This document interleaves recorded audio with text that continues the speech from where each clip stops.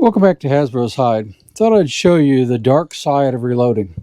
Been trying different things. This is our EPC, Air Precision 9mm PCC, or pistol caliber carbine. 16-inch barrel, etc. I have some other videos on this, on the introduction and building of it, that you can check out. And it takes, Glock mags, everything else like that, kind of normal. Mag is empty, by the way. Chamber has something in it, but it's not a bullet. And I'll show you that in a minute. So I've been really careful. In my life, I know because of primer counts, I've loaded more than 20,000 9mm rounds. And I'm pretty careful about this. Primarily, I do that on a Dillon 550B, and there was just a short video I showed of loading these zinc bullets that we're going to talk about here in a minute. And very careful on those loads. And so let me explain the logic of the loads I was shooting. Unfortunately, this did not get captured on video because I would like to show everything that happened, but I'll explain it to you as we go on. What happened? Well, the short of it is I had case head separation. Never, ever in my life have I ever had this, from a pistol round or from high-power rifle rounds, etc. Never, ever before. And I want you to see what this looks like. If you can see that there, that is the case head and the primer. And you look here, there's almost nothing left. Here is another case beside it to show you how much it did. So the extractor got a hold of it, ripped it away. This is a direct blowback system, so there's no locking mechanism to the bolt and into the lug. So it just drove it right away, and it drove it at such high pressure it blew it back. Now, I'll show you this in a bit more detail in a minute, but that's what happened. So basically, the powder went off. Some of it went forward, but certainly when this got ripped out, a lot of it, the energy dumped into the bolt area and down at the magazine. In fact, when it went off, this magazine, one of the Glock magazines, you see kind of this gray scale to it, got blown down out. So it fell down and hit the bench. And there was, a bit of a shock going on with me. I was kind of freaked out because I've never had that happen before. It wasn't as bad as it initially sounds, but it's still a very dangerous situation. And I want to tell you why. So maybe you can learn from what I did. Now, what I did, I don't think I necessarily did anything wrong, with the exception of maybe using mixed range brass. I mean, I have so much 9mm brass. Maybe that's part of this. I don't know. Maybe it's not. Let me check this head stamp, and I'll tell you, by the way, if they're the same, and they're not. So this is a Merck head stamp, the one that actually, came apart and had the full case head separation. But this is Federal cartridge here. And you can see that there. Now, this one was the shot right before that. Now, I only fired 3 zinc rounds. I'll go through that sequence in just a minute, but I want you to see, 4. This was round 3. I happen to find this brass, and I don't know if it'll focus there well enough or not for you to see that, but this case is separating. There's a huge bulge here where this came back, and that case is bulging out and starting to separate. It just barely didn't make it. I mean, that's full-on failure right there. Only thing it didn't do was completely separate. So that's what happened.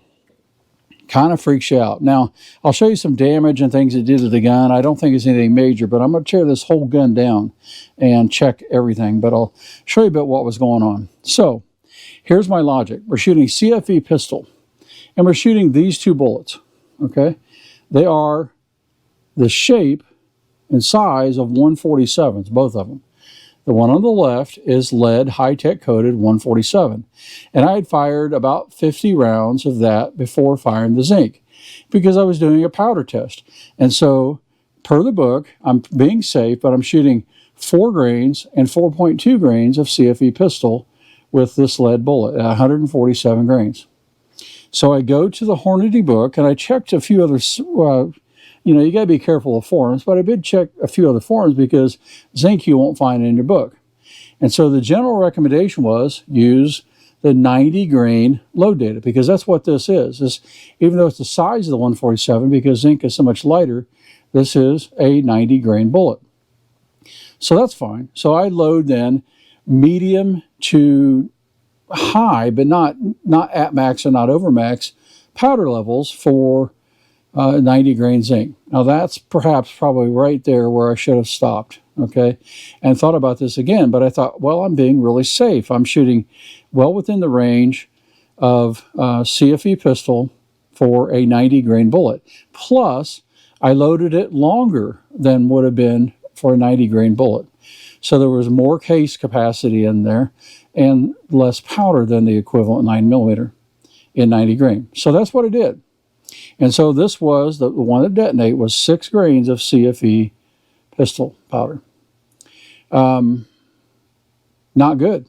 And so when you're going along, and I had a lab radar on this thing as well, so I'm checking my velocities, and it was about 1,100 feet per second, which is pretty fast for a 147 grain bullet, but it's out of a 16-inch barrel. And so I was expecting 1,400. Well, when I fire the first one of these zinc bullets, I look over and I see 1745 or something in that range, about that range. And I thought, whoa, and then I shot another one and it showed just right at 1800 or so. And the third one was similar. And I look over to the guy to my left, who I know is a very experienced shooter as well. I said, man, these things are really fast. Everything seemed to be functioning fine. I didn't seem to have any issue. Wasn't any unusual recoil, mainly because even though it was going that fast, this is a very light bullet. Well, there was something going wrong. And I didn't see that brass kick out. Because, 9mm goes flying. But I'm not anticipating any issue. Mistake number one, always check your brass, right? When you fire your first round of a new load, check it, find it. And, a little too comfortable with 9mm, I guess. I didn't. So by the fourth round, then it does a full-on case separation. And, out comes the magazine flying out, dust and smoke and everything everywhere. And I'm just freaking out, totally done for that day. So trying to stay safe within the 90 grain bullet range, and clearly it was not safe. Okay, so I've got several rounds now to tear down and to rethink that load. Now, what damage did it do? Let me show you this, if you can see this well or not. This is the bolt catch, and you should have a paddle up here. It sheared it off.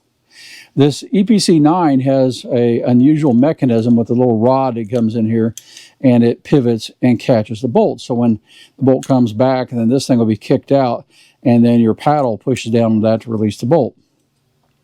Well, it broke it right off. Now, this is cast metal, but the shock, you would think you'd bend this arm, and we'll find out. I got to take this all down yet. It seems to be functioning fine, but I got to get a new bolt catch lever or arm there. So that, so far, is the only damage I've seen. Now, let me show you, and I'm just not sure how well this is going to show up in the camera, so hopefully it will, but I'll try to do this for you, and I'll take some pictures and stick into the video. But if you can see that down inside of here, so we get the camera to focus right on that, that is the rest of that case. Only the case head came flying out of there.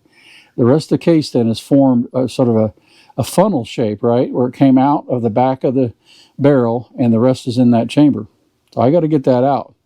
We'll see how difficult it is to get out, but I'm going to take the barrel out first, and we'll deal with that separately when the barrel is out of the gun. But yeah, you talk about fire foreign brass. That's pretty much fire foreign brass right there.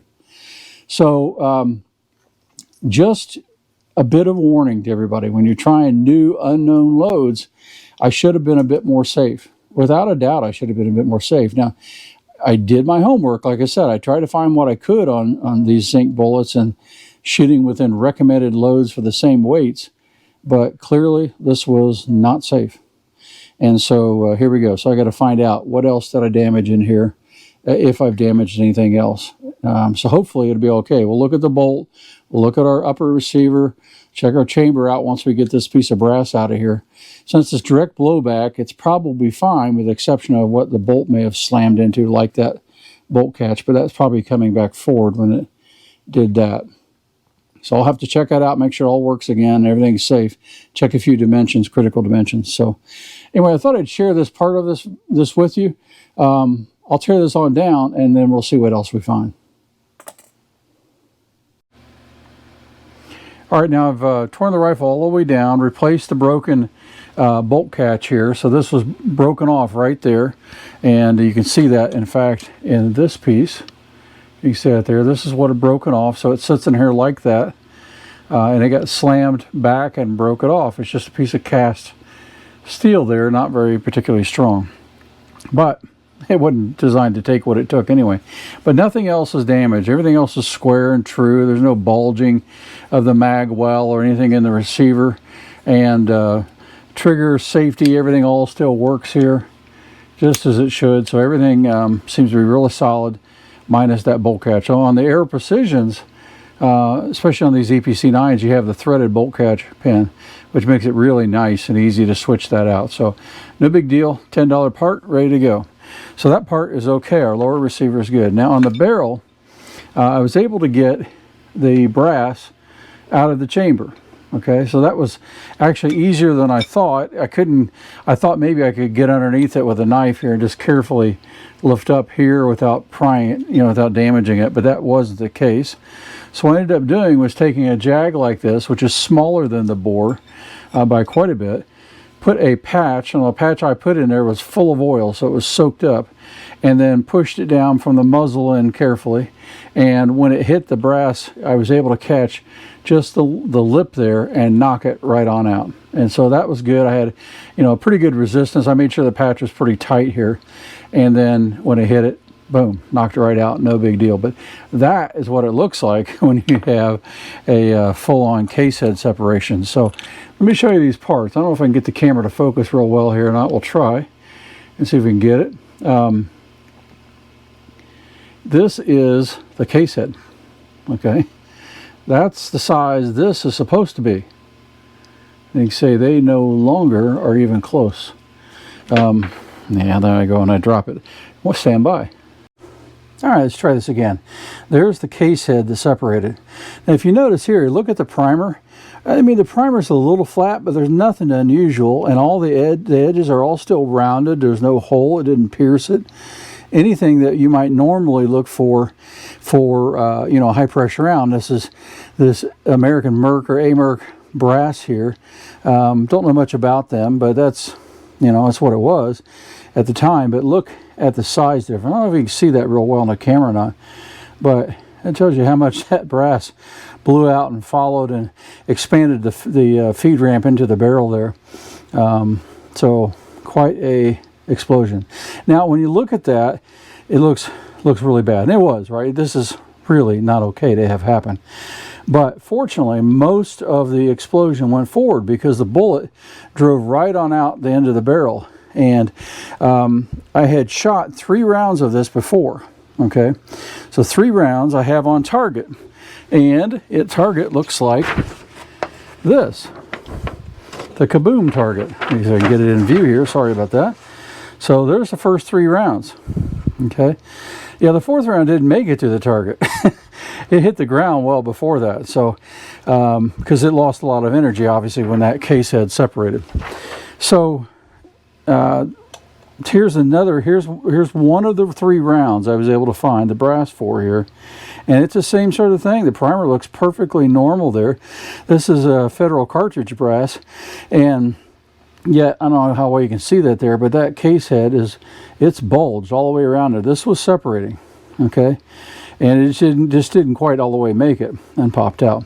I mentioned that when I shot the first couple of rounds, the first one was in the high 1700s, and the third one was like 1825, I think is what it was. So really hot, and that kind of caught my attention. But that's where I probably should have stopped. But everything seemed to be functioning fine. There was nothing else apparently wrong with shooting the zinc bullets. Now, load-wise, well, what should the loads have been? That's the big question. So like I mentioned before, I loaded lead 144s, or lead 147s before that point.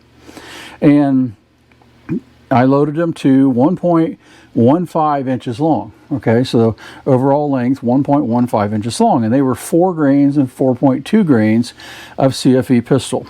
Now, only data I could find for CFE pistol with 90 grain bullets and things like that, and it's a little harder to find CFE pistol loaded just because it's relatively new powder, but I've been using it for a while, and 115, 124, 9 millimeters. Well, is going directly to the Hodgkin's reloading data. And let me pull this up and I'll show you here. This is what I did. So I went to their 90 grain data, and I'll just show you this real quick here.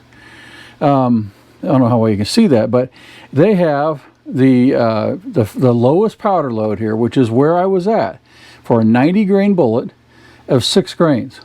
And we should have been doing 1,310 feet per second. And that's what I expected to be. It was somewhere between 1,300 and 1,400, because the lead 147s were doing 1,100 coming out into this 16-inch barrel. So somewhere in that range, obviously hotter with a 90 grain bullet weight. So I started at the low end, and I didn't go to the max end. In fact, I didn't go past 6 grains. And yet this thing had a case head separation, and at least the other 3 were just as likely to have had that happen based on their velocities. So, don't know. Still trying to figure out what I did wrong. I appreciate your guys' feedback on this, because obviously this is way too hot, but I didn't really want to go below 6 grains. I was worried about the gun functioning and cycling right, and the last thing I wanted to do was I don't think I would have been that low, but squib one, right? You don't want to get too low, but I also didn't want to fight cycling issues, so I started on the low end for a 90 grain bullet. Okay, yeah, it didn't work. So now I've got about 46 rounds to tear down and check the powder on. Now, you say, okay, well, could it have been an overcharge? No, it was not an overcharge. The 3 before did exactly the same kind of thing on the velocities and were way too high. I checked powder weights. When I do this, I always do individual weights on the powder as I'm checking my loads before I start loading on the Dillon. And then I did a 10 load weighted average. So you just weigh out 10 times and check it out and make sure. And I was at 6.02 grains. So very tight control. It was very repeatable, so I don't think there was any load issue there at all. Standard small pistol primers, you know, Fiocchi small pistol primers. Might try to blame the Italians, but it's not them. So I don't know. Kind of frustrating. I've never been even close to these kinds of pressures or this kind of an issue. Never, ever. It didn't matter what cartridge, from Magnums to you know, some of the lighter weight pistols to 10 millimeter to, I just loaded so many different, I think I loaded 27 cartridges. So, and been doing this for 35 years. So I don't quite know what I did. If you have an idea, I'd appreciate you chiming in the comments. Let me know. So I think what I'll do now is download these all the way down to 4 grains, which is the beginning charge for the 147s. And we'll shoot a couple of those. We'll check velocity, see how we do. And if everything's okay, we'll work our way back up, but nowhere near 6 grains. It just was a crazy high for whatever reason. So you might think bullet diameter. No, these are right on 355. That was perfect. In fact, these loaded easier than did the cast lead high-tech coated bullets even. So they just, I don't think there's anything wrong with the bullet itself either. So we'll put this gun back together, get it back out in the range. There was no other real damage to it. I did take the bolt apart, and I showed a few of those pictures, but let me pop this thing out here and I'll show you the bolt. But the bolt really didn't have any damage at all. I checked a lot of times you can break off the extractor. The extractor is just fine. It was functioning fine, so I just cleaned up the bolt a little bit. Good strong Faxon bolt. Well staked. I mean, of course, it doesn't matter on this gas port here. This is just guiding it. But well built bolt, really strong, and no apparent damage to it. So yeah, I'm trying not to stress test that bolt anymore. And we'll get back to shooting these zinc bullets, but we're going to shoot much lighter weights. So I hope you enjoyed this. It's a hard lesson learned. I was very fortunate in this, and that most of that explosion went straight down that barrel. And only the last little bit, when that case head finally separated and blew the mag out, was there anything near me. My hands are all out of the way and all that sort of stuff, but it still can be a bad event to happen. So hopefully we can figure out some more on this, but I know, at least on zinc, don't go by the same weight charge, at least not for now, in the books, and try to load them. Now, one other thing I did also do, and I think I mentioned, was not just start at the low end of the 90 grain charge weights. I started at the high end of the 110 case length. obviously the more case capacity or more capacity you have in that case with a smaller charge, well, then it's going to be lower pressure. So I didn't seat it too deep. I seated it, in fact, really long for that, right near maximum for the overall length, and then with the lowest powder charge, and yet it still was grossly overpressure. So hope you enjoyed this. Just one of these hard lessons learned. I say I've been doing it so long, and so many, I mean, literally tens of thousands of rounds of 9mm, and never had anything like this happen. But I wanted to share it with you. Hope you get something out of it. Be cautious when you do new load development. I thought I was not quite cautious enough this time.